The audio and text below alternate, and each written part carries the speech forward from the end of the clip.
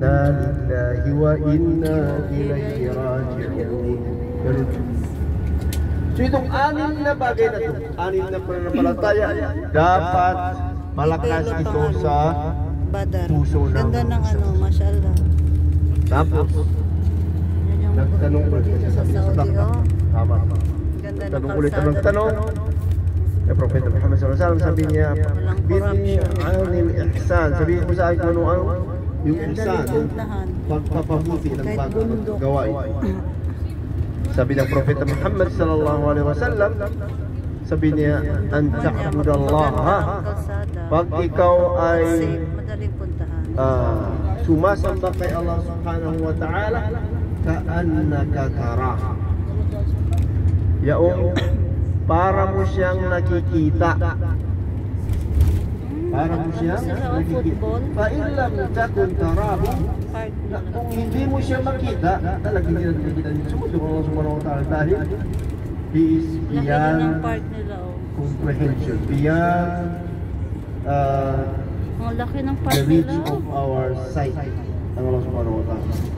Kakaunti lang mga bata. Sabi niya, la tudrikul absar wa huwa yudrikul absar wa huwa al-latiful khabir. Hindi siya maabutan. He is uncomprehended ang Allah subhanahu wa ta'ala. Biya mga asfar dito. Pero siya na nakikita sa lahat. So, kailang tatutara ko pa innahu yara, alalahanin mo, ilagay mo. Isipan mo na ikaw ay kanyang nakikita. Ikaw ay kanyang nakikita. Kaya po dapat pag tayo nagsasala, nag-iibada, gumagawa ng mabuti para kay Allah subhanahu wa ta'ala, parang nakikita natin siya. Hindi natin nagawa yun dahil kulang pang ating kaalaman, pagka-practice sa focus natin sa pagpapader natin, sa contemplation natin, ay kailangan natin sa ating isipan na tayo ay kanyang nakikita at alam niya lahat ang ating ginagawa. Kaya hindi natin pwede ano tawag dyan?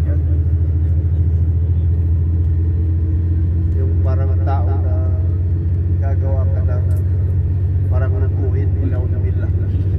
Hindi po natin nalulok ang Allah subhanahu wa ta'ala. Dahil alam niya, ya'lamu kha'inatal a'yun wa ma tukhfi as-sudur.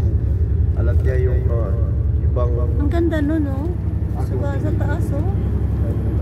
Diba? Ano yun, itim? Ano yung nasa Ano yan? katawan. Ang ganda, oh. Alam niya ng Allah subhanahu wa ta'ala. Yung ngip siya, o ano? Kung gagawa tayo ng Itim? gawain, dapat nalulok Diba? sa Parang takip. tapos continue yung tanong. Sabi ng tanong, Shadow. Bini Alisa, sabihin mo lang ano ang kailan darating ang Galing, no? Sa paglungo. akala mo may butas. Kailan ang judgment day? Sabi ng Propeta Muhammad Bubundukin pa lang sallallahu Madina, no? mal mas'ulu anha bi'a'lam min as-sa'il. Sabi niya, ang tinanong ay hindi higit nakakaalam sa nagtanong. Paano na lang Ibig sabihin, dati? hindi na both of them, hindi nila alam. Hindi alam ni Jibril kung kailan darating ang kiyama at hindi rin alam ng Propeta Muhammad sallallahu alaihi wasallam. So ngayon, tinanong ng Jibril kung ano yung Ganda ng mga bin'an amaratiha. Sabihin mo sa akin kung ano yung mga signs, kung ano yung mga palatandaan. Isa sa mga palatandaan, binanggit ng Propeta sa dalawang binanggit. Ganda ng buhangin niya dito. Ang talidal amatu rabbataha. Sabi niya, yung malapit ng kiyama, kung ipapanganak na ng isang babaeng ama, yung slave woman, ang kanyang magiging master. Paano yun? Paano yung mangyayari? Paano mangyayari yun? Mangyayari po yun, kung malapit ng kiyama, sabi ng mga ulama, maraming mga giyera mangyayari. Kumbaga, mayroong mag-read, yung bang isang grupo ng mga tribo kasi tapos kikilabuhin yung mga tao doon, gawin nilang slave. At magiging mapangasawa siya, so slave siya ngayon ng babae, magiging mapangasawa siya ng free man, tapos magkaanak, tapos ngayon ang kanyang anak ay magiging free man. So magiging master niya yung kanyang anak. Parang ganun.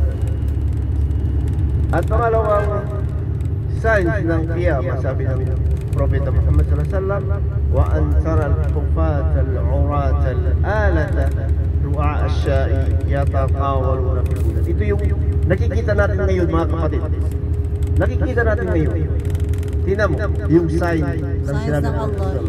Sabi na makikita mo malapit ng qiyamah ang mga taong ito nagtala orat, yung naked sa upper part ng kanilang body, wala silang suot na damit,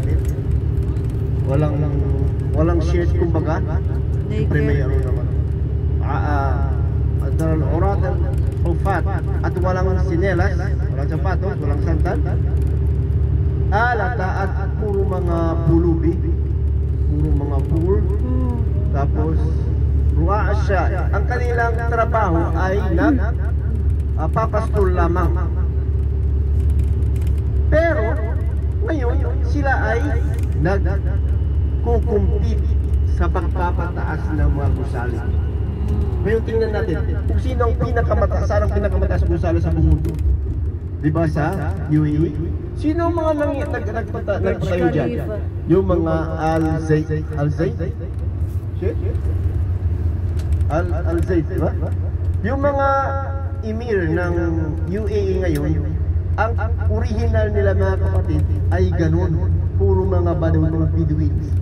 Wala silang para puro mga pulubi, wala silang damit, wala silang mga ganun. Ngayon nagpapataas. Ngayon nakikita din natin nasa 200 something stories na ngayon daw dito sa may Jeddah.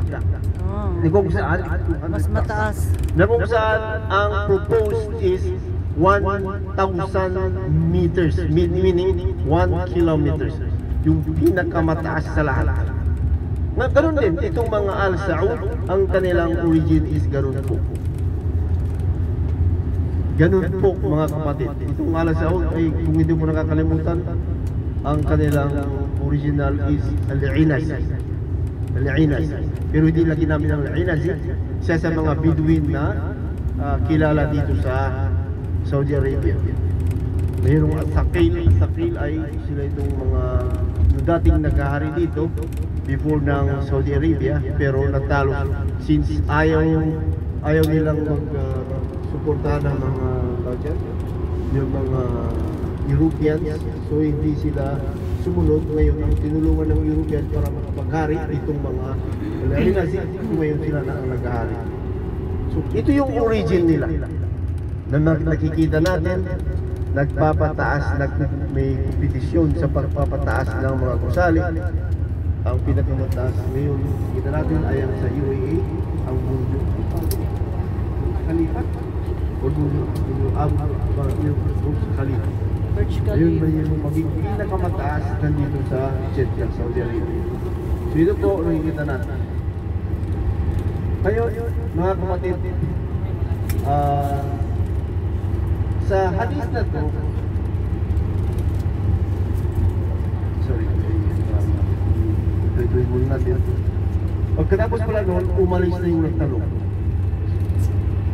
Umalis na nagtanong. Sabi ni Umar, sabi ng Propeta Muhammad sallallahu alaihi wasallam kay Umar bin Khattab, sabi niya, Ya Umar, atatri manis sa'il? Kilala mo ba, sabi ng Propeta sallallahu alaihi wasallam, kung sino ang nagtanong? Sa isang riwaya, sa isang narration ng hadith, sabi niya 3 days yun, after 3 days na tinanong ng Propeta Muhammad sallallahu alaihi wasallam ang Umar bin Khattab. Kasi sabi ng Umar, falabistu maliya, sabi niya parang natulala ako, matagal ako natulala dahil sa ganun. Sinong tao na nagtanong na ganun? Sino yun? Ganun. So So nung dumating ang pangatlong araw, tinanong ng Propeta Muhammad sallallahu alaihi wasallam si Umar, sabi niya, "Atadri man as-sa'il?" Kilala mo ba ya Umar? Alam mo ba ya Umar kung sino ang tanong na yun?